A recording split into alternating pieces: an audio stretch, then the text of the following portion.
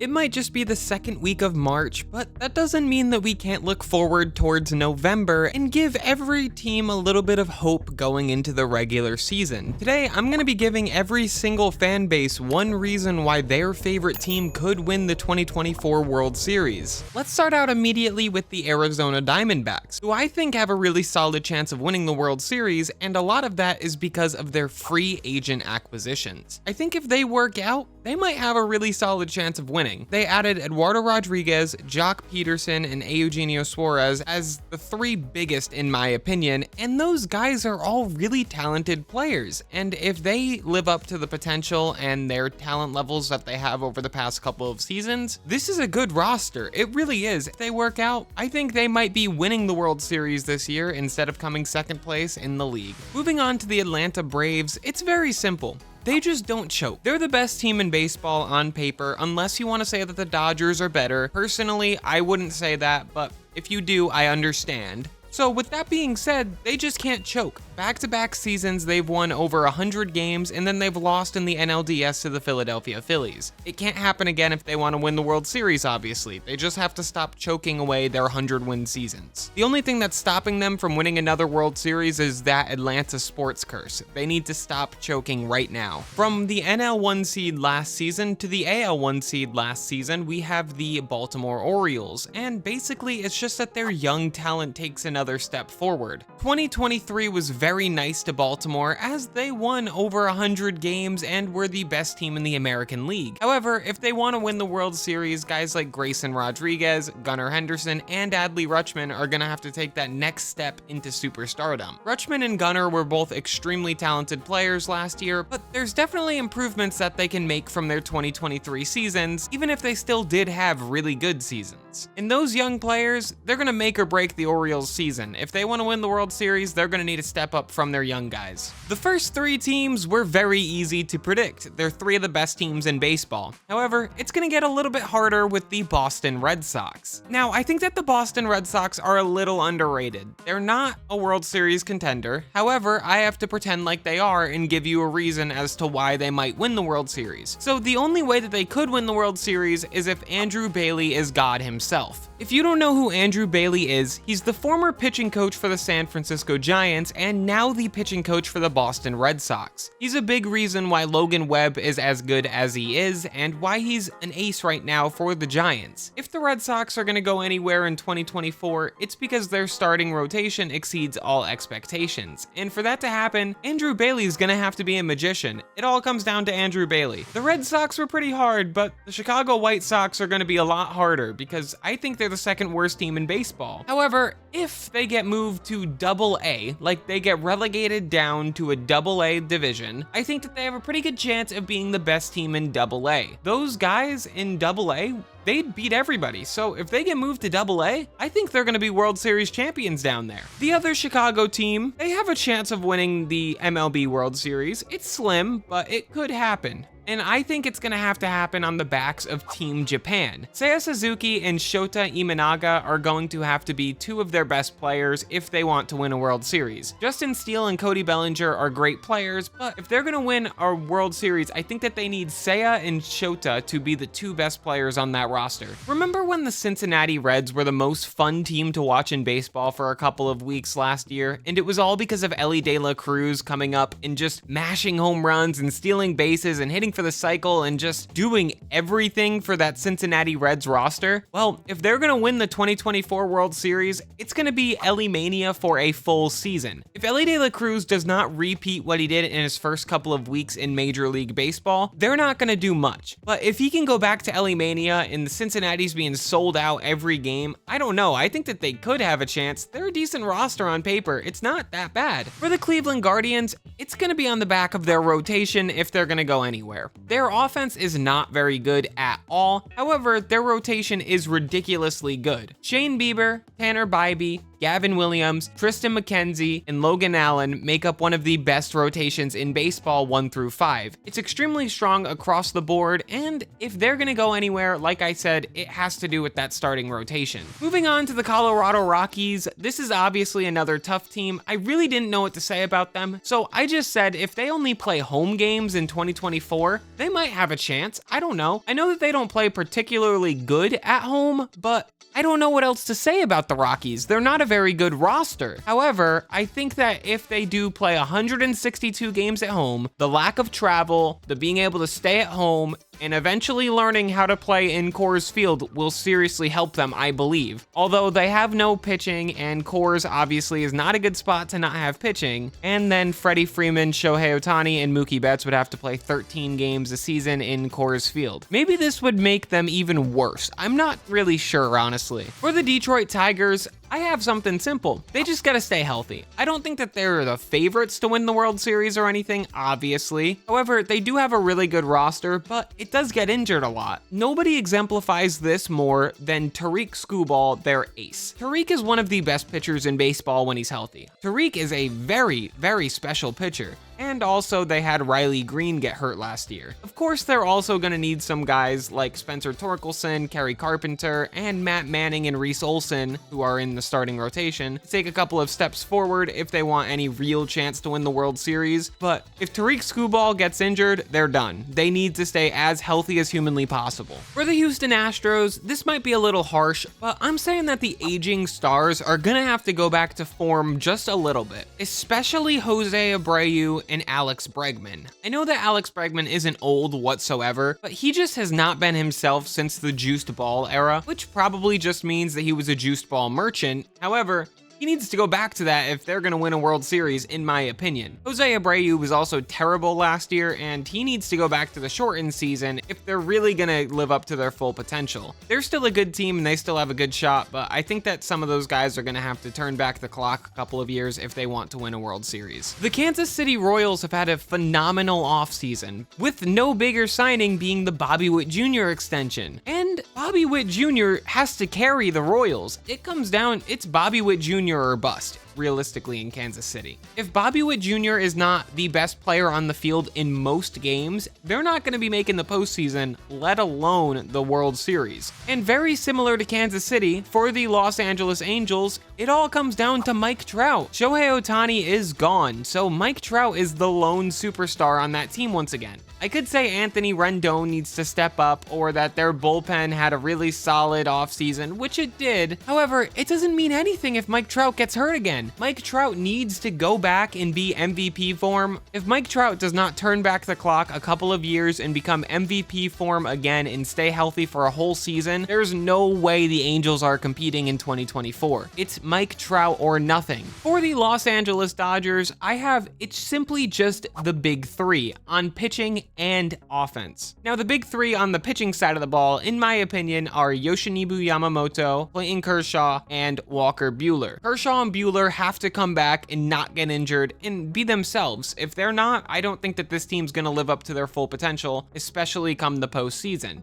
And Yamamoto, he needs to prove that he can pitch in Major League Baseball. I know he's one of the best Japanese league pitchers of all time, but he hasn't proven anything in MLB yet. I'm not worried about Freeman, Mookie, or Ohtani for the regular season. However, the postseason, I am. With the Dodgers, it's not about if they're gonna make the playoffs, it's about if they're gonna win the World Series, obviously. Now, Freddie Freeman and Mookie Betts were not good in the playoffs last year at all. If this team is gonna win a World Series, those two players need to figure it out. And we've never seen Shohei Ohtani in the postseason. So is he going to be the best player in baseball come October? Probably, but we haven't seen it. So he also needs to prove it like Yamamoto. For the Miami Marlins, I'm going to be harsh because I really hated their offseason. I think they need the trade deadline to win a World Series. This roster that they have on paper right now, it's not good enough to win a World Series. It's just not. They lost Jorge Soler, who was their only power source in 2023, and they didn't replace him. If they're going to go anywhere, it's because they're going to be coasting through the first half on the backs of the rotation, and then in the second half, they make a huge trade at the trade deadline for some offense. That's their only chance. They have to do that. Another team with a terrible offseason was the Milwaukee Brewers, and I'm sorry, Brewers fans, you guys are going to have to press undo do on the offseason if you want to win a World Series. You are going to have to go back in time, you're going to have to make a time machine, you're going to have to press Control Z because you have to undo this offseason. You just need Corbin Burnes back, you need Brandon Woodruff to not get hurt. Those two guys were the most important pieces of your team, and now they're gone. Along with that, you also lost one of the best managers in baseball in Craig Counsell. You're not going to win a World Series without those guys right now. I'm sorry, it's not happening this year unless you find a way to make a time machine and talk some sense into your owner.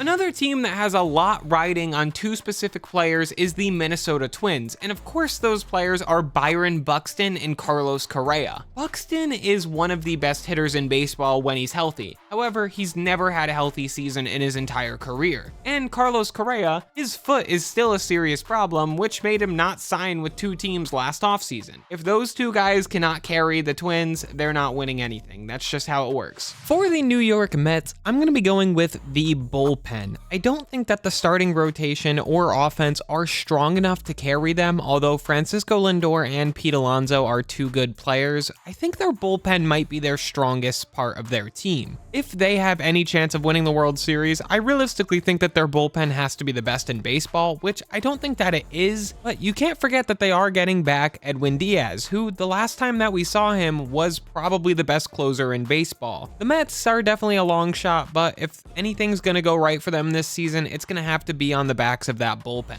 Moving on from one New York team to the other, I have the New York Yankees, and I think it's gonna rely on their outfield, and particularly their three left-handed outfielders that they traded for this offseason. They acquired Trent Grisham, Juan Soto, and Alex Verdugo all in this offseason, and because they haven't had any left-handed hitters for a very long time other than Anthony Rizzo, this might be their ticket to having a well-rounded lineup for the first time in a very long time. Obviously, Aaron Judge is also going to have to play 150 games. That's why I say the outfield as a whole, and also Giancarlo Stanton is slimmed down, so if he becomes a good player again, that will definitely help as well. But I think this team is going to have to rely on their outfield to win some games. The Oakland Athletics. What could I even say about the Oakland Athletics? I know exactly what I'm going to say. I'm going to say they'll win the World Series if every other professional baseball team in the planet disappears or moves to a different planet. The Oakland Athletics are not good enough to win at any level of professional baseball, I don't think. I'm not even sure that they could win a single A World Series at this point. So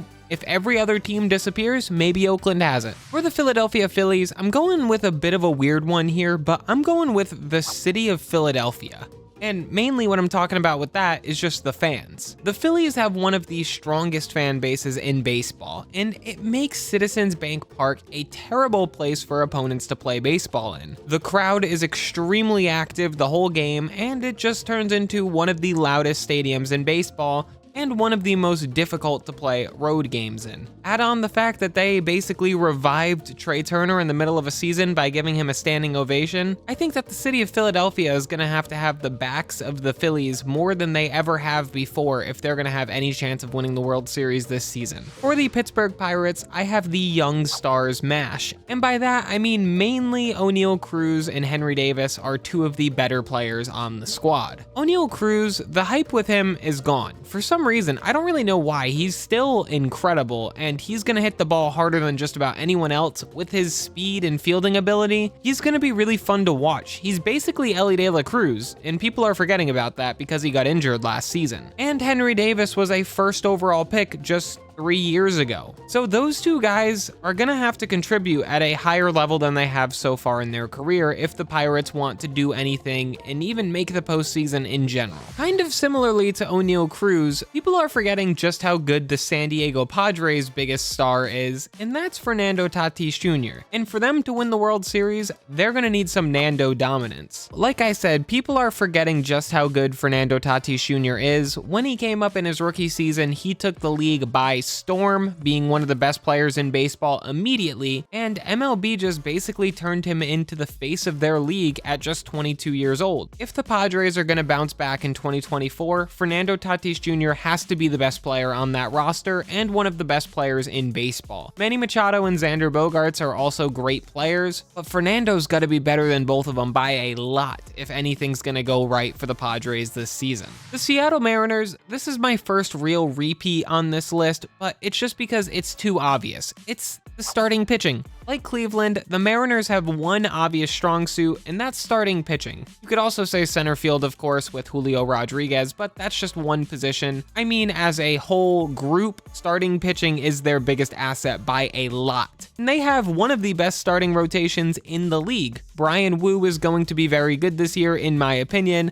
Logan Gilbert, Luis Castillo, and George Kirby have all already proven that they are also very good pitchers. This rotation is just very talented, and if they're going to go anywhere, it's going to be on the backs of this rotation. The St. Louis Cardinals. It's pretty simple. Their players are just going to have to bounce back big time. Nolan Arenado and Paul Goldschmidt took a step back last year, and Lance Lynn might have been the worst pitcher in baseball last year, and he's now a Cardinal. Those guys are all going to have to bounce back. Along with that, Kyle Gibson is also on the team, and the whole franchise as a whole, it just has to bounce back. If it doesn't bounce back, they're just going to come last place again. You can't win the World Series, come in last place. For the Tampa Bay Rays, I have that their injuries heal extremely quickly, mainly in the starting rotation at least.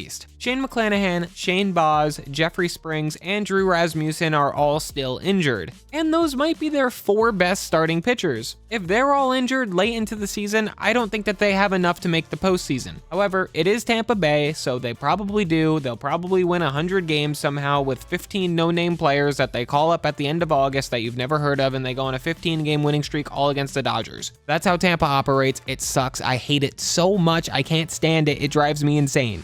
The Texas Rangers have a really obvious option, and I can't believe that I can still even give them credit for this. They can just re-sign Jordan Montgomery. It'll help them out so much. I can't believe that I'm recording this on March 8th, and I'm still able to say that they could re-sign Jordan Montgomery. It's March 8th. The games start in 3 weeks. I don't get it.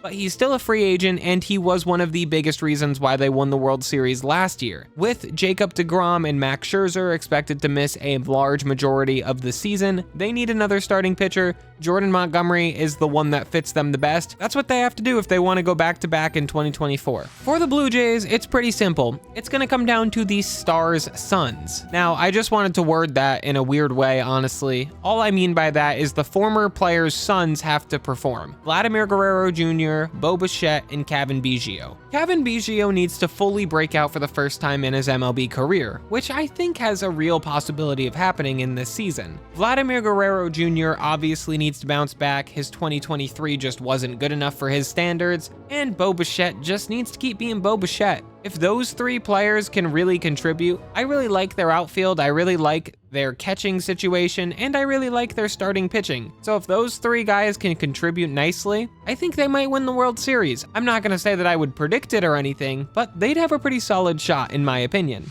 And finally, we have made it to the final team. So if you're still watching to this point, I just want to say thank you and consider leaving a like, please. For the Washington Nationals, I have that their young talent needs to come up a lot sooner than expected. Mainly James Wood and Dylan Cruz. Those 2 guys have been balling out in spring training so far, and man, are they fun to watch and are they talented. They are so young and they are so good at baseball. If they came up at the beginning of 2024, that's their best chance of winning the World Series. It's still slim, but those 2 guys are going to be impact makers for years to come in Washington. With that being said, that's all 30 teams given one reason why they could win the World Series. Hopefully that gave you guys a little bit more hope going into the 2024 season, or maybe you're an Oakland Athletics or Chicago White Sox fans, and I have absolutely dashed your dreams. Either way, please consider subscribing, and thank you for watching.